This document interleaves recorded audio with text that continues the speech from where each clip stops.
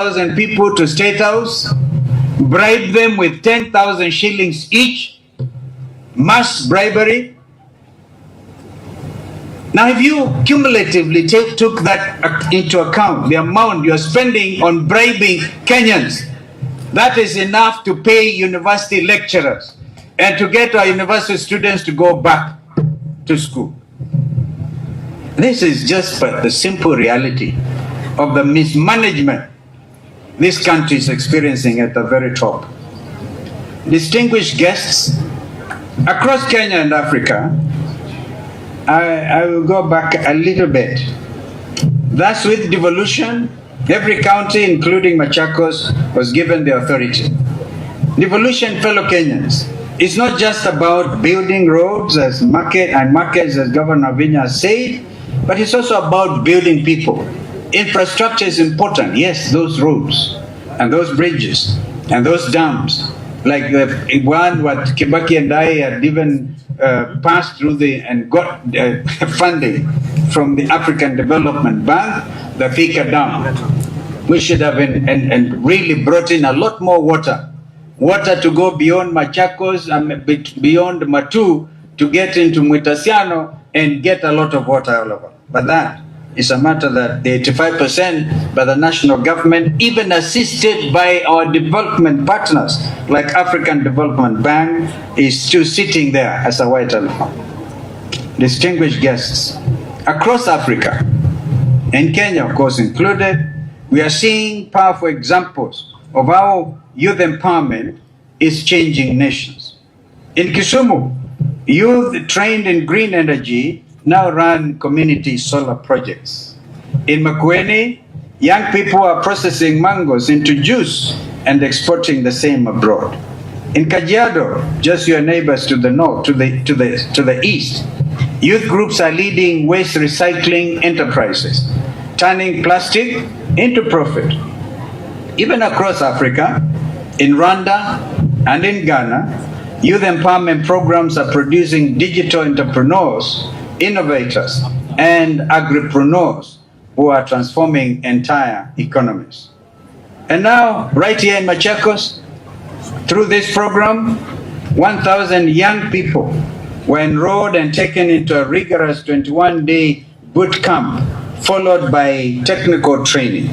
These young men and women mastered new skills, gained confidence, and have discovered their potential. Ladies and gentlemen, if this is truly devolution in action within the framework of a very small budget. And it's government working hand in hand with communities to unlock opportunity of the grassroots. This is proof that when you empower the youth, you actually end up empowering an entire nation. You are proof that when devolution serves the people, it transforms lives. To the graduates, this is time for some hard truths. This empowerment comes with responsibility. On 20th June 2024, remember, 29-year-old Rex Masai was shot. We buried him at Kamudanga. Was shot and killed during what should have been a peaceful protest for opposing the Finance Bill 2024. Justice for Rex became a slogan, the rallying call that is the moral urgency of our times. Rex emboldened our nation.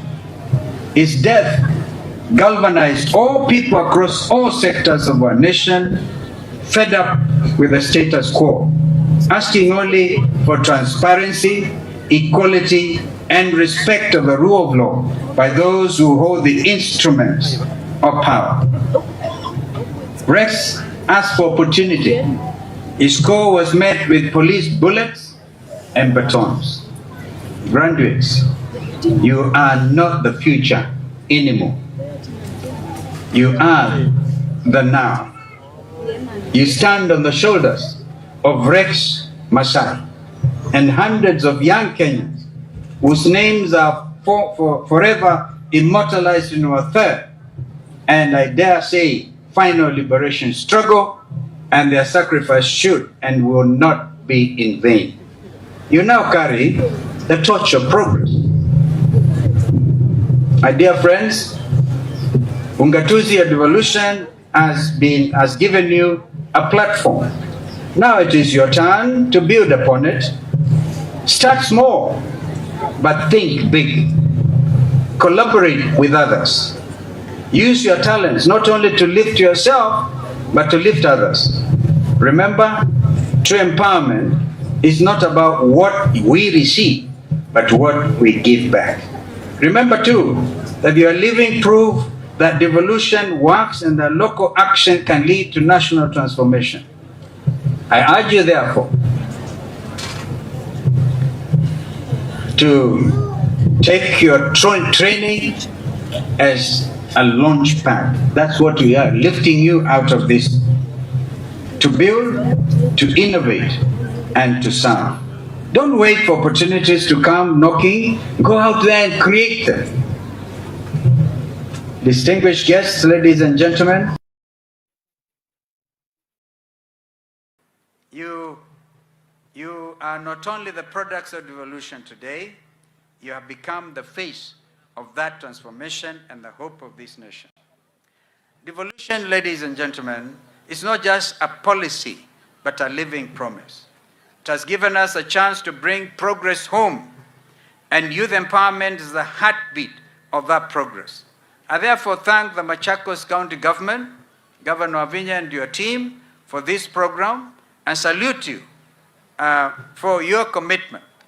As of course you are all buttressed and empowered by the County Assembly of Machakos, which has given you the tools, and of course without giving up on their role of being their oversight to you as a government.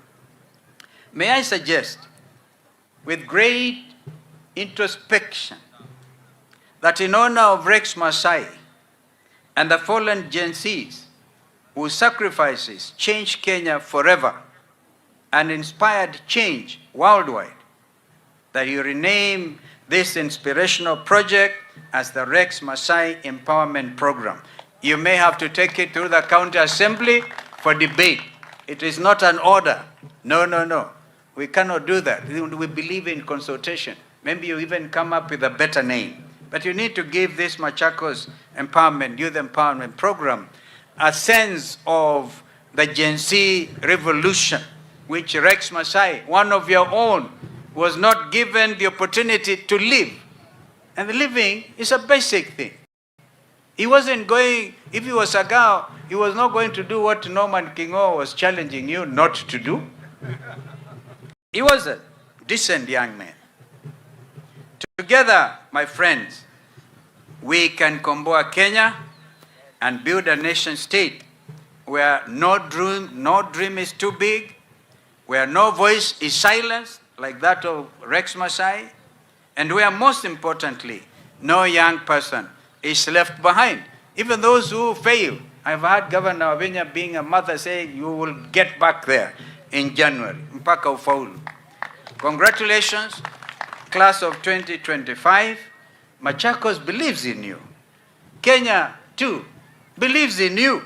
And I, one Stephen Kalonzo Musyoka, believe in you. Asanteni sana. Mungu abariki. Na hongera vijana wa Machakos na Mbaitu. Iyo bei kabiyo kule. Nemo mbewa. Kiadhiki koti kiteu. Amweka atele mweno ndo na weva. I like Mubangoni. He gave a true interpretation to William Ruto. When in Kitui, alisema, what is this thing? Munasema,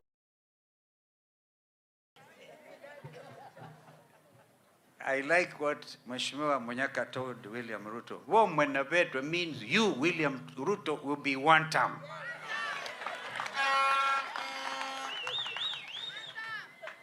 And where you wonder, maana ya ngiangendu, it simply tells you this community, ya Wakamba, do not believe in corruption. We are not corrupt. Therefore, Governor Wavinya, you have done well. Accept oversight, accept criticism. Let us not go out there praise singing. Hey, you know, I was very shy here. Mukianza kusema Kalonzo the sixth. Hatuwezi kuwa the sixth if these young people do not take out their voters cards. Mwe tayari kuza kura. Alama tayari kuoko yolo. Alama wasetei kula kuoko yolo. By the way, Governor Wavinya, I've read in the national media kwamba wao tayari Machakos is leading in taking out the... So Machakos, go out there. That is your weapon to reclaim the dignity of Rex Masai. If you don't want Masai to have died in vain, chukueni ukura, make this administration which has failed, and I have no hesitation to tell you it has failed, make it absolutely one term.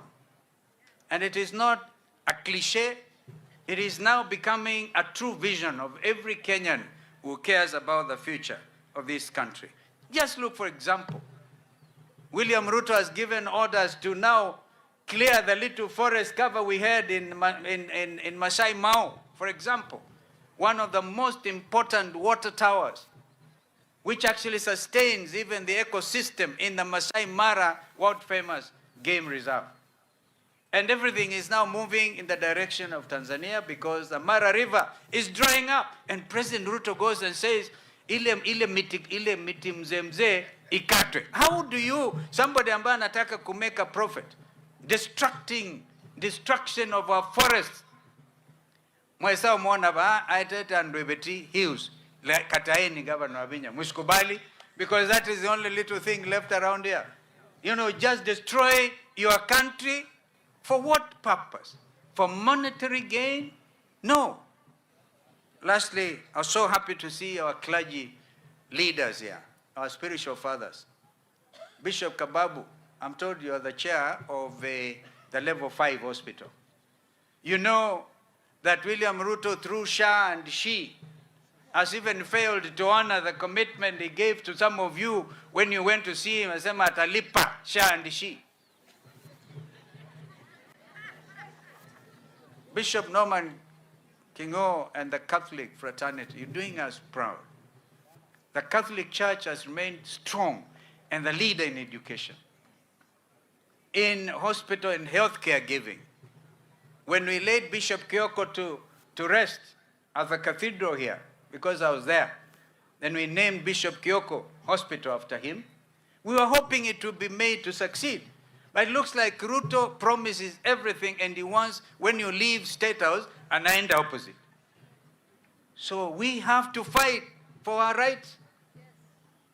Akamba, twike. Tala ndumet ila nyamuzi toang da. Tula tuzamutu ito anda la mezenda kwa yulu. Da yosa wanachao. Ithi akamba twenda. It is time to show. There is this time, and this is God's given time to make the change. And therefore, let us start with a clear message.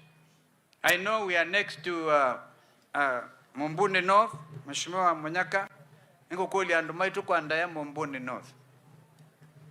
Tafadhali, kibela kiwa ipa Patriotic Front ikaima Kiosa, hiyo na Gachagua na anatembea na Matiangi na umealange mazi yuka Kalonzo we mweke vile kia ward na we ndo tuika president wa Kenya imonde thesi ambaito tuikalike hivyo alama tayari makazi tuilika hivyo isitu mina baune kendo tumbekewe kendo nde na no bakatumbwe kendo chukwa ndaye yasio nde na usindwe sawa batena thina. I don't even want to come to the ground. Nondo nye nikwenda noke kuambia kwazia hii na hii tafadhali tusaidiane, because it's the only by-election on the 27th in this region. And of course we lost one of our own and we are very sorry. ambao Mheshimiwa Kabu alikile county assembly na chama cha Wiper, and although he died not in Wiper but a dear friend of mine. So tuwakumbuke hawa wote.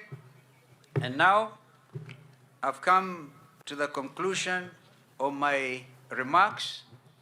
I promise to juxtapose them with some of these realities of our time. So tunshikamaneni kabisa na leadership, because finally, Governor Wavinya, you have said you are Wiper patriotic governor. I know because of allowing the party leader to come and start this commencement of these wonderful young people, the national government will even go after you. And there are two levels of government, the national government and the county government. Because governors who are elected on party tickets have to remain faithful to their political parties. And that is what Governor Wavinya is simply saying. Wakikushambulia, we shall go also for them. Hatutawachilia. Nundu mazi, elia kuita Ruto, weniki. You Ruto is majority leader, wita Wangondi. So we are doing the right thing.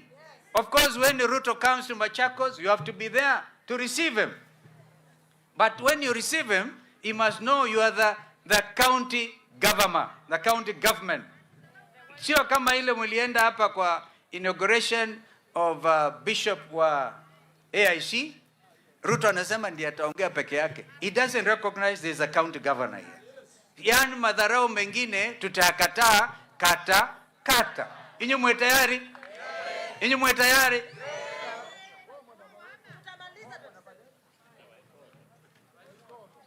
Awaikoto. Mwe. Nundu mwana baeta bemini Ruto home. Sinamda hiyo? Na kuna ubaya, it is normal. And the wind of change is actually sweeping across Africa and the entire world. Because these young people simply want transparency. They don't want leaders who steal from them. If you steal from your own people, you are stealing their future. So I said we are going to make this country, get it back, prepare it for this future generation, because it is our duty to do so.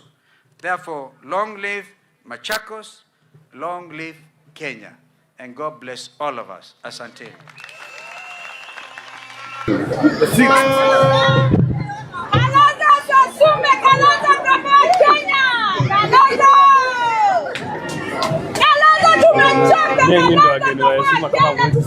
Thank you.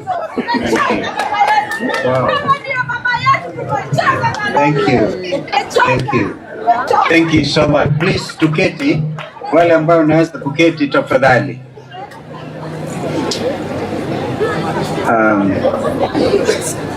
Mheshimiwa Gavana wa Machakos, Madam Wavinya Ndeti, distinguished leaders, Bishop Norman Kingo and the team, the clergy who are gracious to present these young Kenyans before God, wazazi wote, mabibi na mabwana, program facilitators. It is obviously a matter of good and great honor for me to stand before you today and to be able to celebrate not only your achievements, but also the success of one of Kenya's greatest transformations, devolution. Today's gathering is a living testimony of what can happen when devolution works, when counties invest in their people. This celebration, therefore, is bigger than the mere presentation of certificates. It is, I believe, a living testimony of what happens when devolution meets empowerment. I choose to make this written statement because this is the first such event, so it will go in history, because if I speak of the cuff, which I intend to do, I will juxtapose my remarks with some off-cuff remarks in order to bring this matter to where I believe it should be. Dear friends, the power of devolution lies in its ability to bring government, opportunity, and hope closer to the people. Before 2010, much of our country's progress was decided in Nairobi. When we promulgated the new Constitution of Kenya on August 27, 2010, key among its most definitive and deliberate pillars was devolution, ungatuzi. We were clear that we needed to address deep-rooted challenges that had persisted since our independence, including marginalization, inequality, and the over-centralization of power and resources in Nairobi. Thus, with devolution, every county, including our beloved Machakos County, was given the authority, a measure of resources, and the responsibility to shape its own future. I heard what Deputy Governor Francis Mwangangi said, and it is actually a matter of great shame, a matter which is not acceptable, that while the national government enjoys 85% of the total Kenyan budget, only 15 goes to counties. 15%. A lot of you, or some of you, remember that I was a co-chair to the famous, or is it now infamous, NADCO, National Dialogue Committee, and we even upped it to minimum 20%. But now Governor Francis Mwangangi is telling us it's gone down to 9%. Completely, a complete reversal of what the people of Kenya intended to do through Ngatusi. Imagine if Governor Wavenya is operating within the 15%, by the way, is shared between the 47 counties. And the little that she gets, she's able to empower the youth that she's trying to do today. Imagine if we went up to national government, wapate 60%, na counties wapate 40%. In fact, in my view, we should make it 50-50, because all the stealing that is happening in Nairobi is because they have a lot of money to throw away. And yet, as I speak to you, our university lecturers have been on strike. This is a third month, and they cannot be paid the 7.9 billion. They want it paid quickly. I give a suggestion to William Ruto. You cannot keep our university lecturers in the streets. These are some of our best minds. But on the one hand, you're able to get your agents collect sometimes 6,000 to 10,000 people to State House, bribe them with 10,000 shillings each, mass bribery. Now, if you cumulatively took that into account, the amount you're spending on bribing Kenyans, that is enough to pay university lecturers and to get our university students to go back to school. This is just the simple reality